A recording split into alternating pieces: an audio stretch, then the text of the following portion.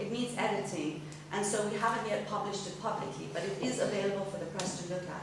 We have a report which uses the regime's own documentation and resources, as well as international media resources, to show that since the establishment of the Islamic regime in Iran, over 100 people have actually been stoned to death.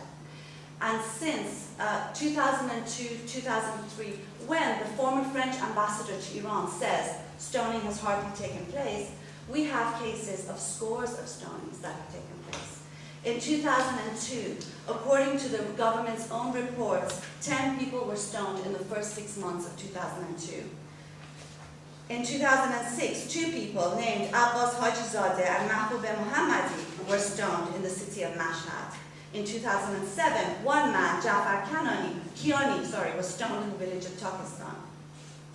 In 2008, 4 people were stoned. In 2009, 1 man was stoned. And these are, by the way, let me remind you, known cases, that which gets us out to us. And from the documents that have been collected by the International Committee Against Executions, there are now 25 known cases of people who are waiting death by stoning sentences. Another 2 women in the same prison that Sakineh is in. One of them was arrested at the age of 15 and charged with adultery by a husband who she was forcibly married to, and another, Maryam, who Mina talked about, who's pregnant and who's now afraid that she's lost her child and they're going to expedite her execution. So it's not rare, and second of all, had it not been for the campaigns, the numbers of stonings and executions in Iran would be much, much higher. I think this is an important... The fact that Sakineh is alive today is the result of the campaign, not the other way around. When her son wrote an open letter to the people of the world saying, "Save my mother's life, there is no more legal recourse, they are going to stone her to death," she is still alive today because of this campaign and these sorts of campaigns that help keep people alive. And the goal of this campaign, first and foremost, is to save Sakineh's life, but to save others who are also awaiting death by stoning and execution in Iran. The final thing I want to say is that Mina talked about Sakineh's relatives going and seeing her recently.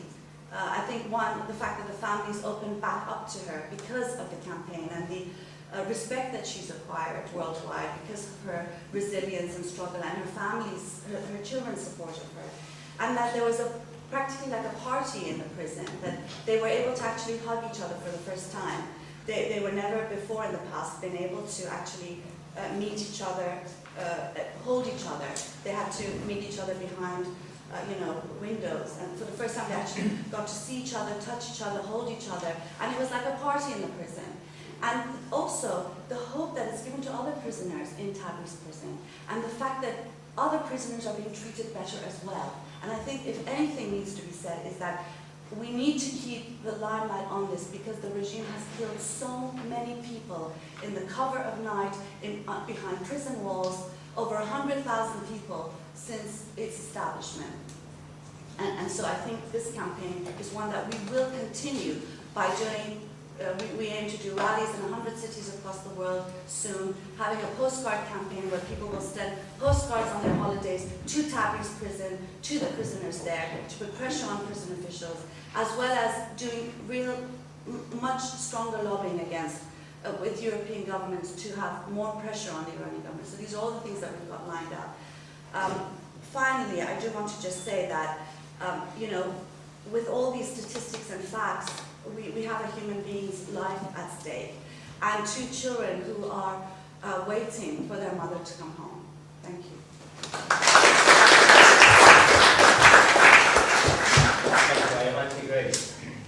Thank you very much. Just some brief comments. First, I have to say it's very humbling to sit at the same table as people who, like all those here, have risked their liberties and indeed their lives. They've all had death threats, and it's very humbling to sit next to them.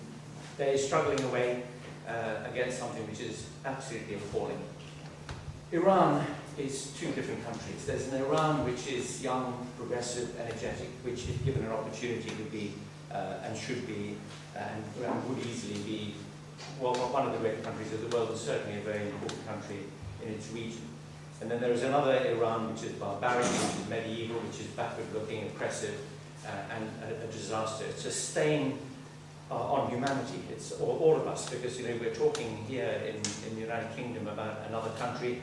People always come up with these arguments about sovereignty and interference by people from abroad. But there aren't really any boundaries. We're just all human beings. And what we're doing here is we're trying to fight on behalf of individuals, lives, loves, children, to help them. It's very important to think imaginatively as well as strategically about these matters. I just want to point one thing out to you about stoning and hanging in Iran.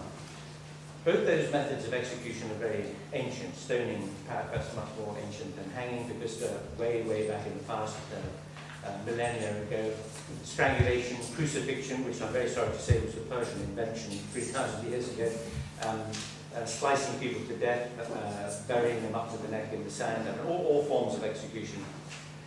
Most of them involved actual contact with the victim. But two forms of execution don't: stoning and hanging from the past. You don't actually touch the person that you're killing. And in the case of stoning, no one individual is actually to blame for the person's death. Stoning and hanging are therefore very, in a way, hypocritical forms of barbarism. They're barbarism, and then you add to them the fact that you have this barrier of hypocrisy, because no one individual is fully to blame for causing that person's death.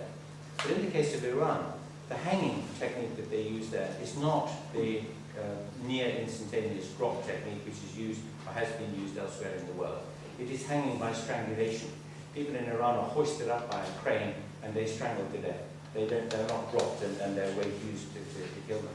This is very, very barbaric, and it's an indication, a marker, a very clear sign of what kind of regime there is in Iran at the moment.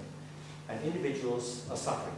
As Maryam said, we are seeing only the very tip of an iceberg here. What's really happening beyond it, what's happening to so many other people, to gays, to people who fall in love in ways that the rest of society regards as inappropriate, to people who are struggling for human rights in Iran, to people who just want to live a life that everyone in this room, in this country, enjoys and takes for granted.